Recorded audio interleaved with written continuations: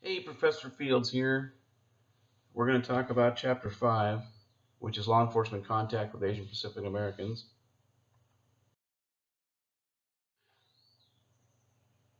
What we're going to do is we're going to talk about some of the characteristics that law enforcement need to know about Asian Pacific American families and some of the communication styles which will help you out during contacts.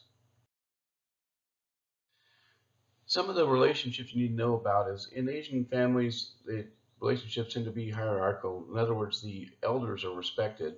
We should learn a lot from that, actually. Um, Respect your elders, me being an elder. But anyway, respect the elder population of the family, and that's what they do in their culture. You also need to respect private conversations between family members. Some officers get that idea, hey, they're talking about me, they're planning to do something against me. They might just be discussing the situation and trying to understand what's going on. Be respectful. Keep an officer's safety in mind, but you don't demand that they speak English in front of you. I've seen that way too often. It's very disrespectful. Oftentimes, parents will work outside of the home. That's not unusual for Asian Pacific Americans. That's pretty much America nowadays. And a lot of times, older children are caring for younger siblings. Oftentimes, children are interpreters, but one thing you want to do is make sure that you don't go to the children first and say, hey, do you speak English? Can you help me out with this? Go to the parent first. Let the parent make the choice to talk to the young person and have them interpret for you. That shows respect. Remember, we talked about George Thompson's verbal judo last week? Respect. Show them respect for the family. Crime in the Asian Pacific American community is often unreported, uh, mainly because they try to keep private about their things. They also have a lot of community corrections type, um, informal community corrections type actions. In other words, the neighborhood will take care of what's going on. They don't need the police to get involved. A lot of times, this works a lot better as long as there's no violence or anything involved.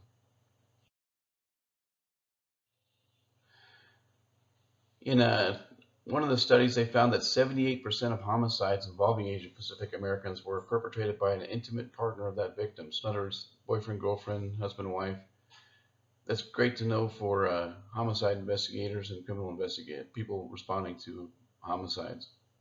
Most likely, the victim is somebody they know. When you're talking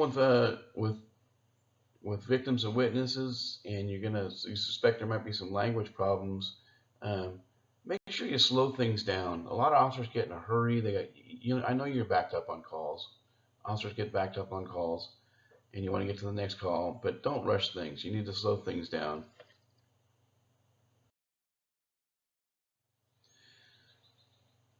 A lot of times they won't, especially the newer immigrants, won't use the term I. It's always we when they're talking about I. It's also rude for them to say no directly to authority figures. So even when they want to say no, they won't say it to you, even though they want to say it. So the next few slides talk about some communication styles. This is a scenario where the officer says, "Hey, I need you to show up in court on Tuesday. Do you understand?" The witness says, "Yes, I understand." And the officer says, "Will you be there?" And the witness says, "Yes." Well, you want to try to avoid yes or no questions. So here's a rephrasing of that same scenario. Officer says, "Hey, I need you to show up in court on Tuesday. Do you understand?" Witness says, "Yes, I understand." The officer says, "It's important to tell this information to the judge. How will you come to court on Tuesday?" Again, you're avoiding the yes or no. You're trying to you need to engage in the conversation. And the witness hopefully will say, "Hey, my brother has a car. He'll take me," or some other kind of dialogue where you're avoiding the yes or no questions. Sometimes Asian groups will not express emotions. You won't see the emotions you expect to see. Maybe if it's a death in the family, you won't see a crying. Openly crying sometimes doesn't occur, and you'll think, oh, that's kind of suspicious. They're not crying about the death of their child. Well, That's because that's in some of those societies that's not appropriate. There's a lot of crime in Asian Pacific communities dealing with human trafficking. Mostly it's Asian upon Asian, and they're bought in, especially in our area, in the South Los Angeles area. You get a lot of people bought in through the ports in that way from Asia to be used as human slaves, either sex slaves or labor slaves in the human trafficking market.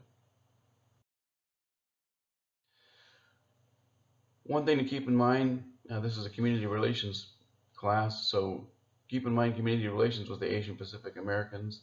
A lot of times they'll have things like storefronts where they, um, in the community, such as a substation storefront where the Asian Pacific Americans can drop in. There's a slide.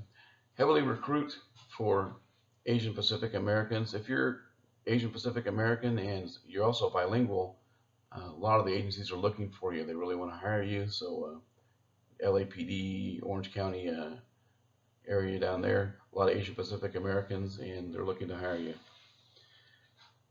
So that's it for this section. Let's move on to the next.